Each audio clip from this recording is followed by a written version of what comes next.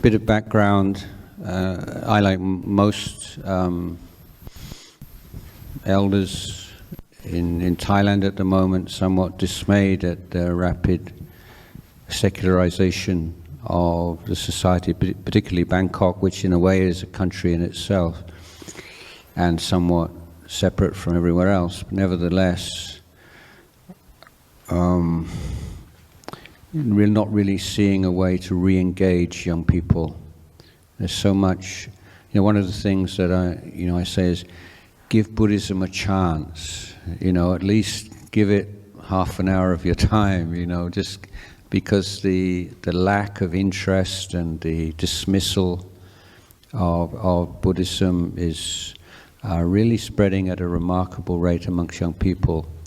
And many different causes and conditions for this. Some moving to more and more middle-class kids in international schools, predominantly using English language rather than Thai language, which has a significant effect, in my opinion.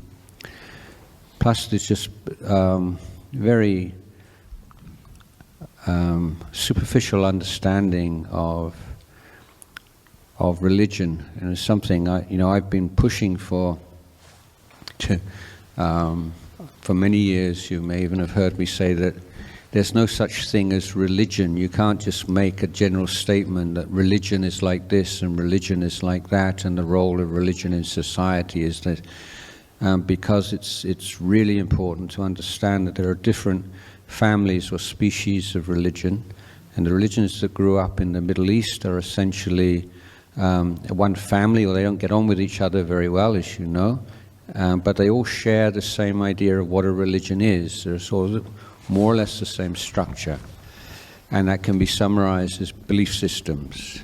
So this is the idea of a religion as essentially a belief system, belief in dogmas, and this can be verified, I think, very simply by the fact that these days the word religion and the word faith are used interchangeably. We can say the Christian faith or the Christian religion and mean the same thing, which points very clearly to the centrality of faith.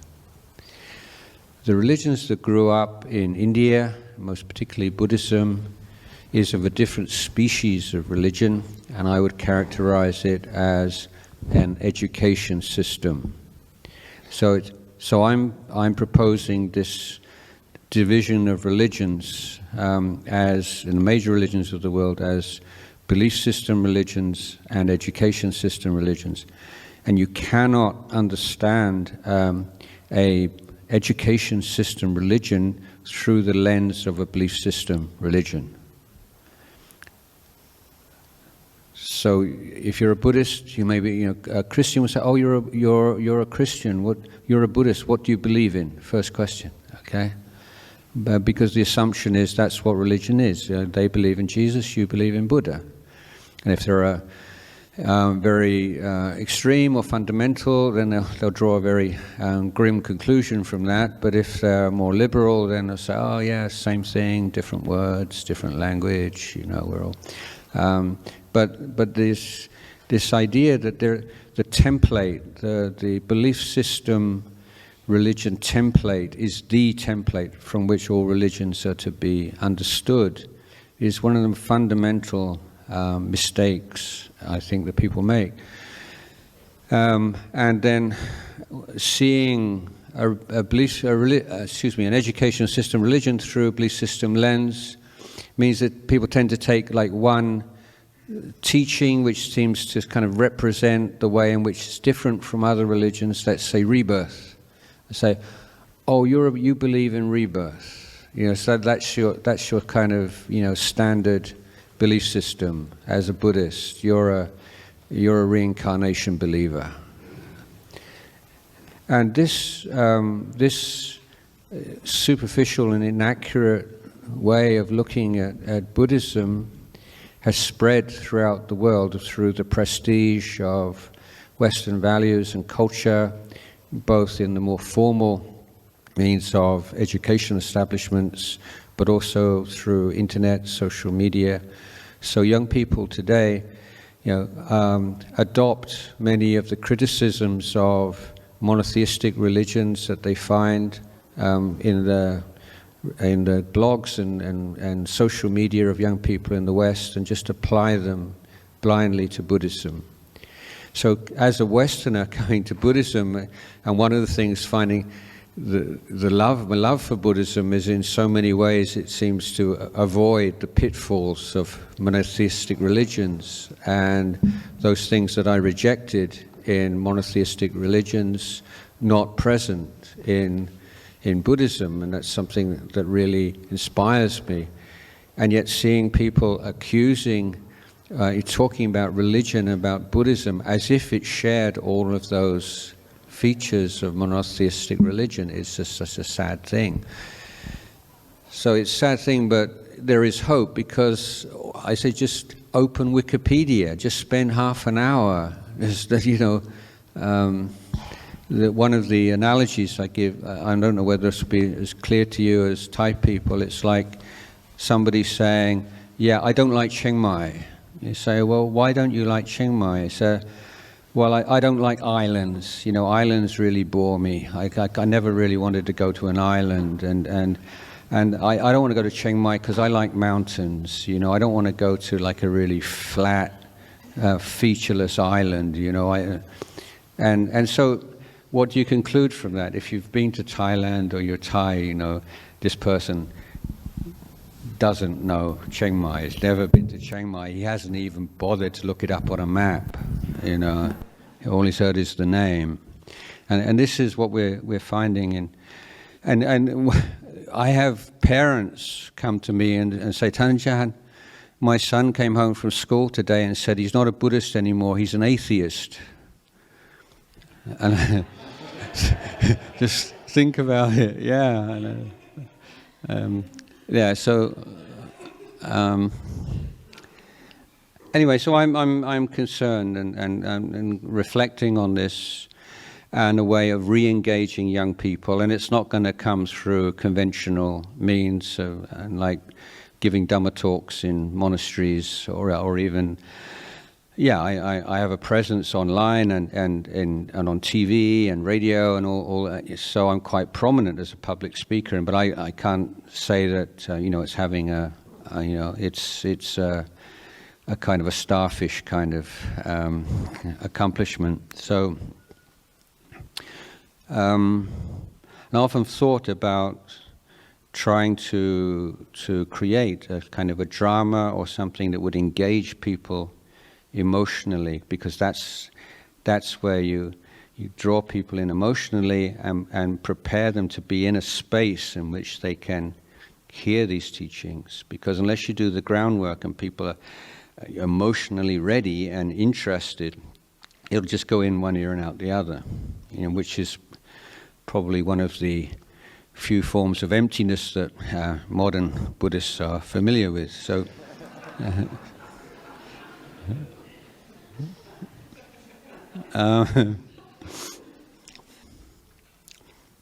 Thank you for being here, Tan Ajahn. I know how lucky I am to have Clear Mountain right here in my city where I live, and just getting to be around monastics for the last few years has been life-changing. And I was wondering if you would be willing to share something about what you love most about being a monastic or about monastic life. Well, it's like for me, it's like one and the same thing. So it's saying, what do you love about your life? Because I can't imagine, like a non-monastic life. I guess the first thing, as a teenager, I grew up in a rural town and feeling very alienated from the people around me and not fitting in, and a great pull to India is the main thing, and also this search for a peer group. And at that time, this is mid-70s, I thought that of all the different groups of people that I could see, that might be a peer group with the hippies. Yeah. So I did this overland hitchhiking mostly all the way from England to India, and hanging out with a lot of hippies and being really disappointed. And one memory in Goa was the place where everybody used to hang out. I didn't stay there very long. And they would have these like grass roof cafes on the beach, and people would bring cassette tapes from the West. So you'd be walking along, and there'd be Let It Bleed and Dark Side of the Moon and things like this as you're walking along this beach, and you go into I remember just one day going to this restaurant and sat down, and you had these like call it like costume hippies. So different kinds of hippies. A costume hippie, and they're usually French or Italian, and they're so I'm just so jealous, because they had it all down. You have a certain kind of like dhoti, and you have a certain kind of knobbly walking stick, and you have a certain kind of jacket, a certain kind of beads, henna here, certain length of hair.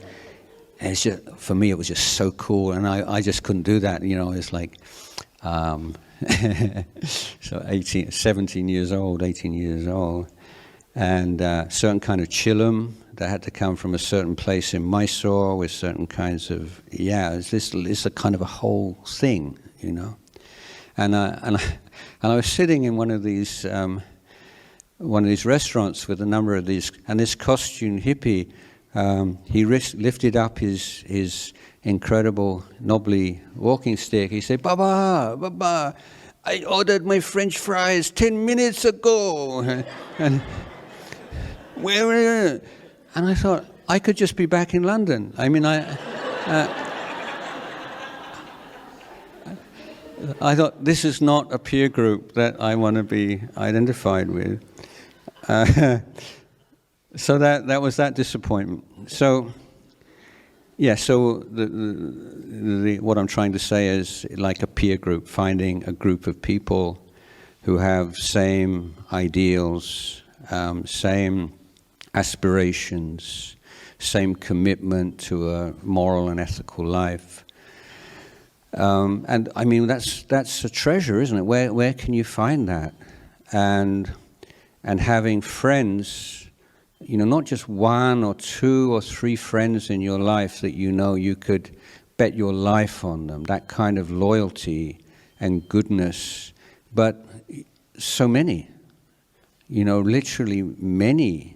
The majority of monks, you would die for each other. You would, you put your integrity is more important than your personal comfort or even your personal safety. And this is kind of normal in a monastic order. It's not everyone. There are of course there are bad monks and indulgent monks and proud monks and conceited. Yes, but in terms of percentage or the majority of monks, you think, I wouldn't want to live with any other group of human beings for sure. So that was one of like the immediate fruits of the holy life, just a sense of good friendship and how wonderful that is. And you may remember where this famous case where Ananda says, good friendship is half of the holy life, and the Buddha says, no, it's the whole thing.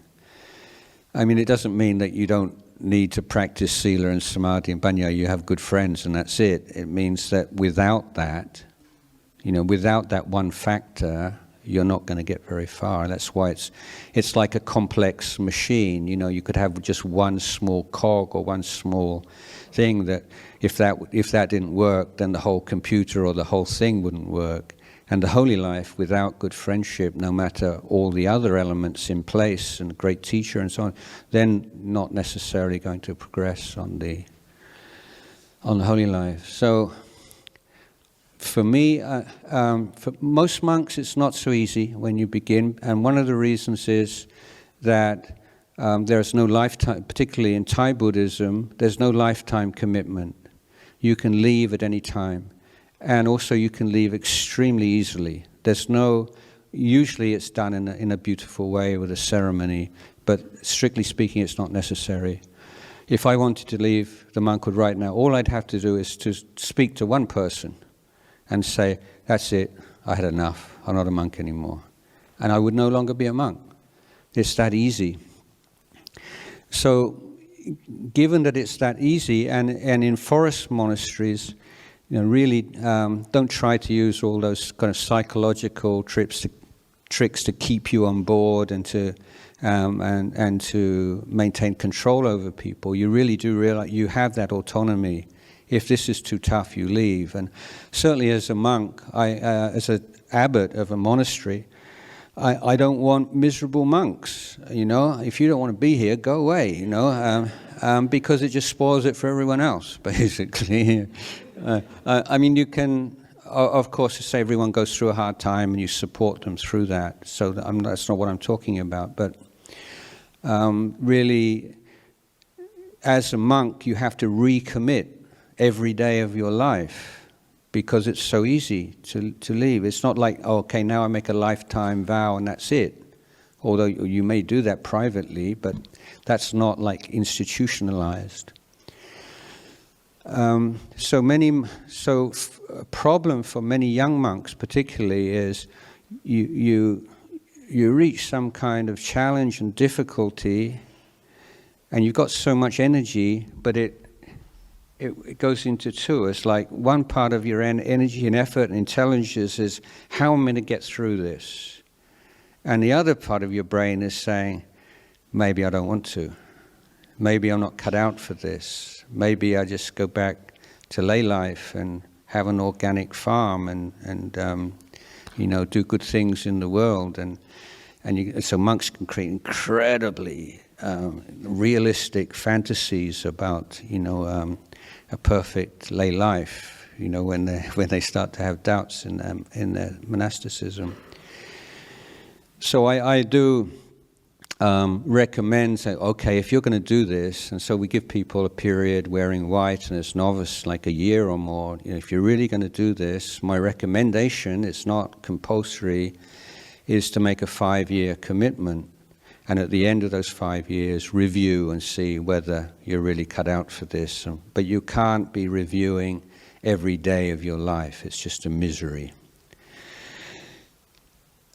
So where was I going? So me, we're talking about me. So me, I'm kind of like a little bit of an outlier, and it's like took to it like a fish to water. I just, never wanted to do anything else ever. Just from the moment I walked into Ajahn Chah's monastery, and to this day, I think there is nothing that as a monk I can't do that I want to do. And there's nothing that I want to do that I can't do. So that's why I feel very happy with my choice of life. Yeah, I don't want to go on about myself too much. We can talk about it. I have a question. I'm pretty new to the Buddhism and new practitioner. And I definitely do find a lot of challenges. I wanted to hear, when you started practicing, what was your biggest challenge? And if you, let's say, get a chance to go back to the time and tell the younger self some advice, like what one thing you'd say to yourself that might make a difference? So I didn't hear that so clear.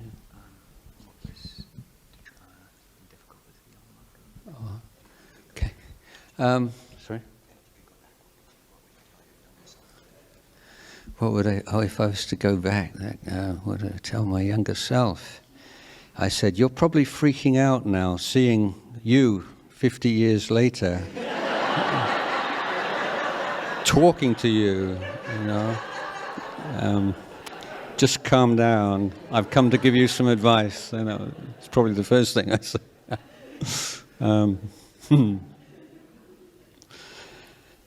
Well, same as everyone. You have the hindrances and defilements, and I did have very strong faith, patience, and love of the Dhamma, and love I can say, and incredible faith in my teacher, and that was probably more important than anything else, because it's not really the intellectual understanding that sees you through the difficult times. It's this sense that this is worth it. Stick it out. There is value in this.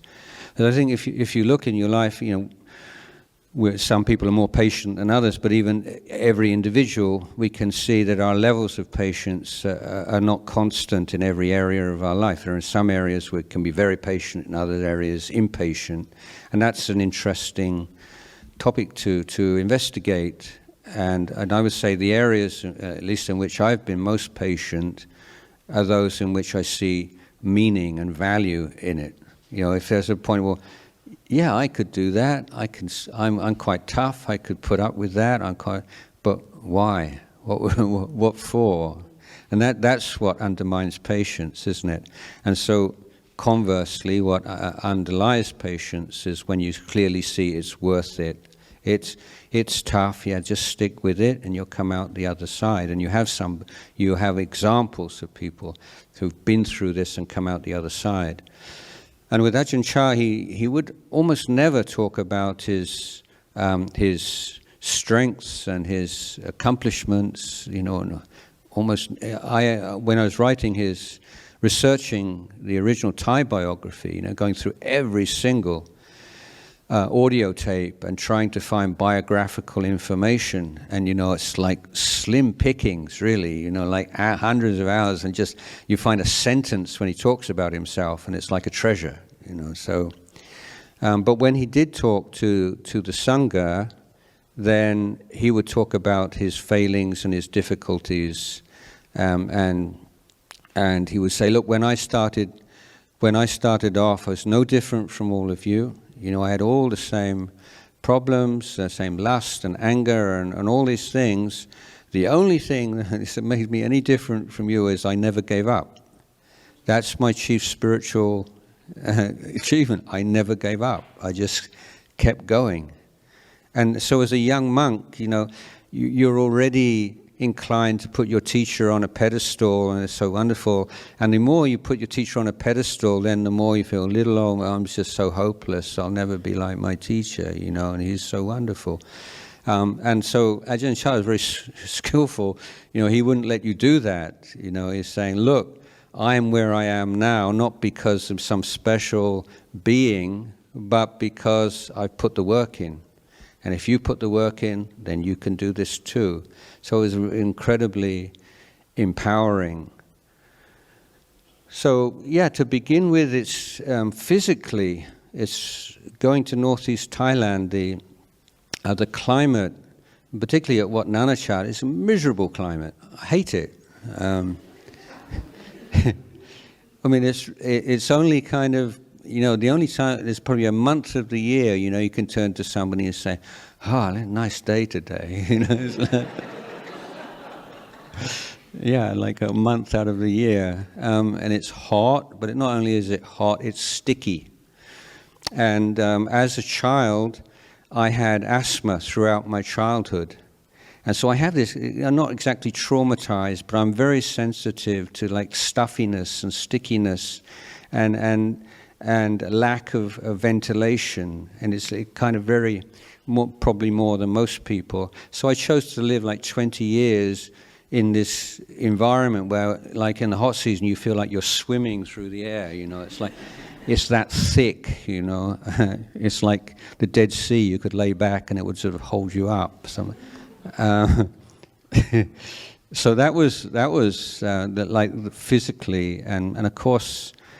Get up really early in the morning, before 3 in the morning, and 10 or 11 before you get to night. So eating one meal a day, and sometimes working really hard physical work on one meal a day. And we didn't have all the tonics and things that we have these days. We could get like a hot drink, sweet drink once a week. You think it was a real treat. So this is a kind of a good old days kind of thing. In my day, they don't know they're even born. If they're this younger whippersnappers, they've got it made. They don't appreciate just what we went through. Yeah, so I won't inflict that on you. No, but it was pretty harsh and pretty hard. So that we didn't have electricity, and so there were no fans and no relief that way.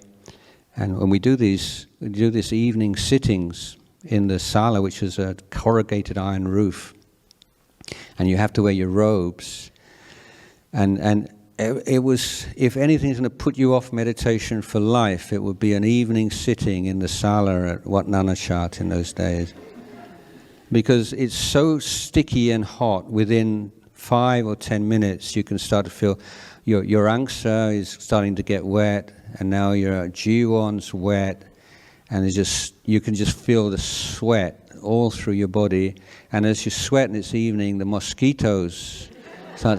So you're hot and you're sweaty, and it's like, so meditation is just gritting your teeth and getting through till the hour's up, and then you can go back to your kuti under your mosquito net and really meditate. That was kind of, yeah. So, but I loved it all the same. I hated it, but I loved it. And Ajahn Chah used to say it's a bit like, if you eat really spicy food, it's like there's tears coming down. It's like, it's great, It's like so spicy, It's like chicken wing going, and it's like that, It's like, yeah, it's tough, but you wouldn't want to do anything else, and it gets easier, of course.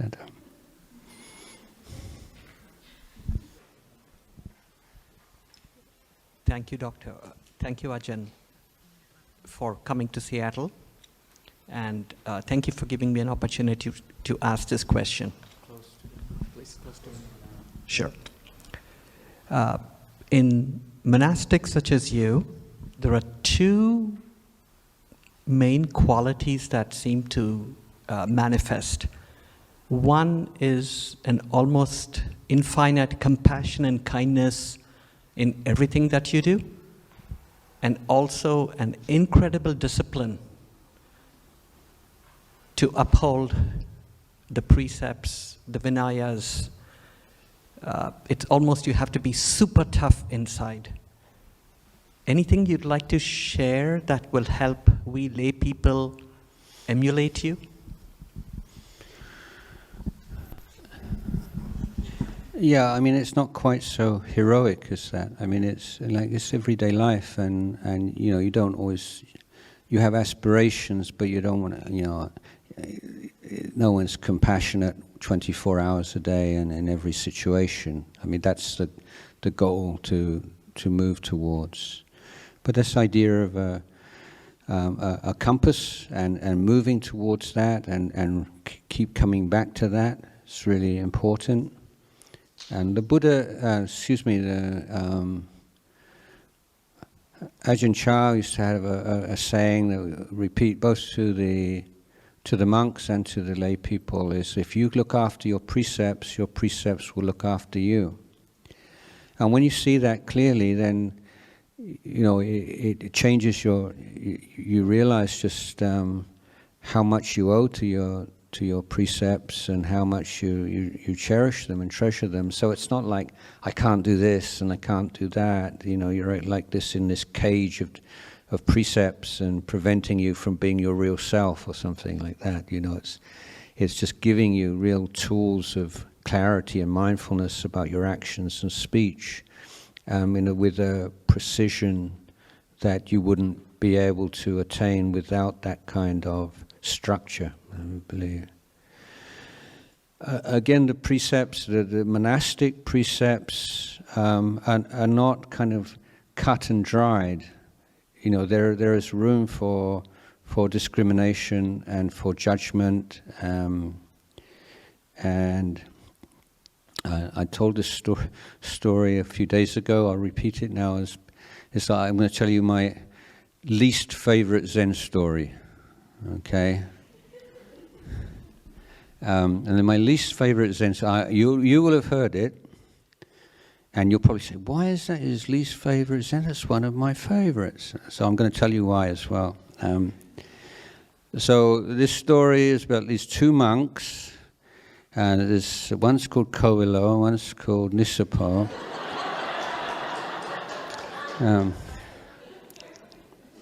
We'll leave them. They're in the second act. So the first act, this is the story first, okay? Sorry, I got ahead of myself. So these two Zen monks walking through the countryside, and there's a young woman standing by the side of a river, and she says, "Oh, help me, I'm all alone, it's getting dark, and I need to cross this river." And one of the monks is looking a bit, and then the other monk picks her up and carries her across the water and puts her down, and they carry on their way. And the monk who's carried her across noticed the other one kind of stiff, and he hasn't spoken for an hour or two. He says, he's angry with me. Anything wrong? How could you do that? How could you don't you know we're not allowed to do that? Carry that woman across the water? And so this is the punchline. Yeah, I just carried her for a few seconds across the river, and you're still carrying her now. So, okay, who likes that story? Who thinks that's a good story? Okay, now I'm going to tell you why I don't. See if you change your mind. So,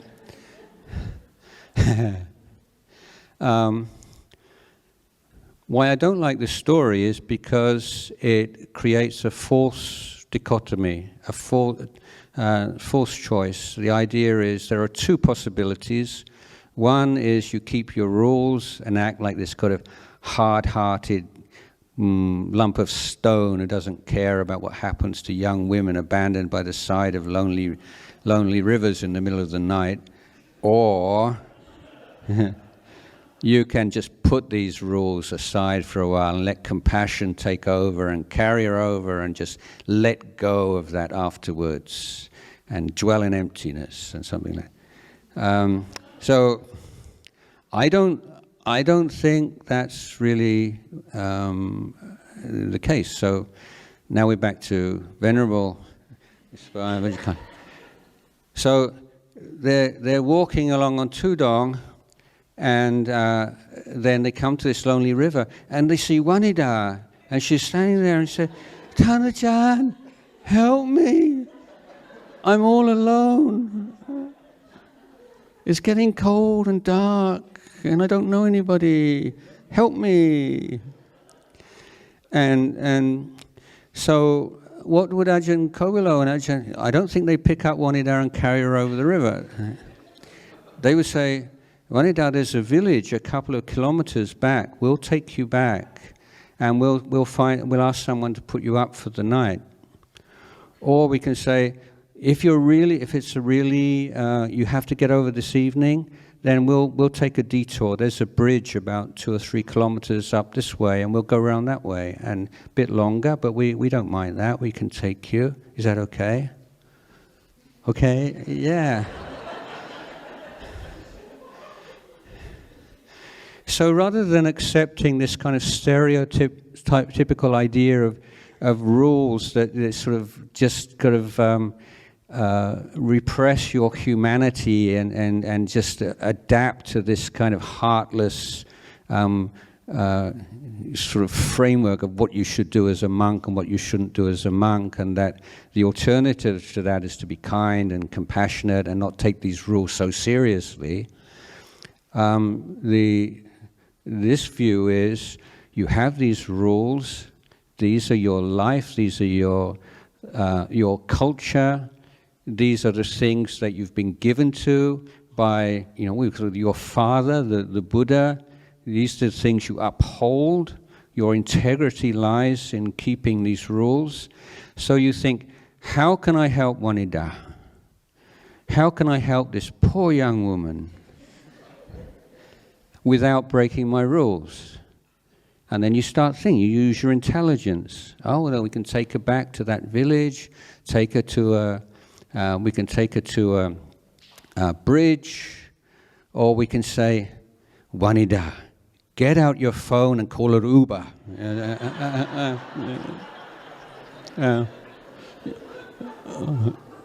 There are just so many more possibilities than this story. So, okay, who's still thinks this is a good story. Thank you. I feel, yeah. Ajahn, I've been trying to do death contemplation. When I think about that, it's just kind of a blank reaction, like, yeah, I might die. No, that's wrong. You will die.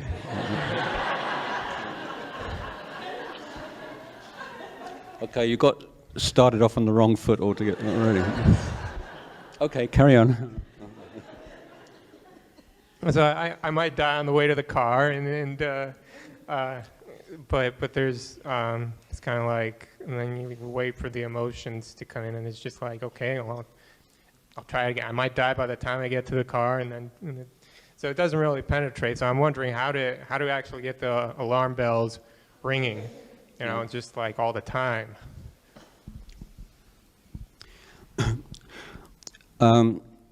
Yeah, so we can divide meditations into two groups in one way. One is talking about discursive meditations and non-discursive meditation. So, like, breathing is a non-discursive meditation. You don't have to use your thinking mind at all. But sometimes, especially if you lead a busy life and you come to meditate in the evening, there's just this momentum of thinking. And it's just so hard to switch mode into a non-discursive object like the breath. And so sometimes to begin your meditation session with a discursive object, it's just taking that thinking energy and saying, you can think, but think within these boundaries. Think on this particular topic. So you're giving your mind a little bit more space, a little bit more room, a little bit more freedom, but you need to have a strategy and to write down the particular progression of reflections on death. So there's things like everybody dies, everybody who's ever lived in the world, everybody who's living here now, everybody who will be born, everybody will die without exception. There are young people, old people die, young people die, babies die. And so as long as you're on that particular theme, you can think about it. Memories, things you've seen in movies or in documentaries on the news, and history and things you've read. As long as so it's not one pointed on a sensation or on a word, but you're allowing that little bit of freedom to think, but it has to be on that particular topic that everybody dies. But nobody knows exactly when they will die. So the uncertainty of death. And if you have some good examples from people you know or things you've read about, this suddenly out of the blue kind of deaths, that's good. So you have people, there's like steady kind of decline deaths, unusually rapid deaths, and so on. So you're thinking about the uncertainty of the time of death. Another point would be the uncertainty of the kind of death, whether it's from some internal disease, heart disease, cancer, diabetes, or from an accident, or from whatever. And then this, I too will die. So that's the culminating one. But this is not like a quick fix. It's not like just, I'm going to die, I might have a car crash on the way home and I'm going to die. Suddenly, this is going to click. It's hard work. You have to just keep going on to it again and again and again and again until you develop a certain power of contemplation, and then it can happen. You can start to observe some changes taking place. And two things. One is there's a certain kind of emotion, a kind of sober sadness that can arise from this contemplation. And when you see that emotion arising, you focus on that. But the other thing that will often happen with these discursive contemplations is after a time, your mind just says, I had enough, I don't want to think anymore. And there's a kind of sense of weariness with thinking. And that's when you're ripe for breathing meditation or a non-discursive object. So in other words, these discursive meditations, such as death meditation are very good to develop just as a tool in your toolbox. As though it's not like your main meditation, but it's a good thing to have if you find it getting a bit lazy and neglectful. It's a good one to bring up a sense of urgency.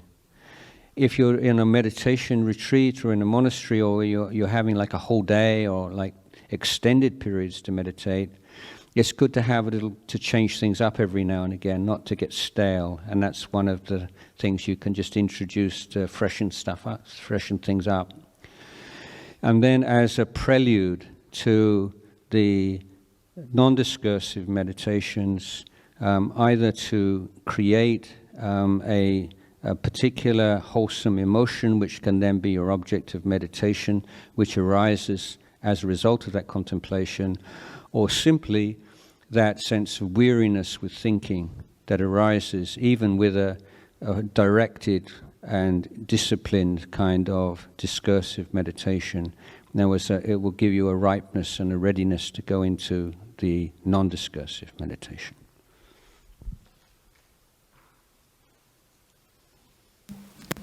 Thank you, Tan Ajahn.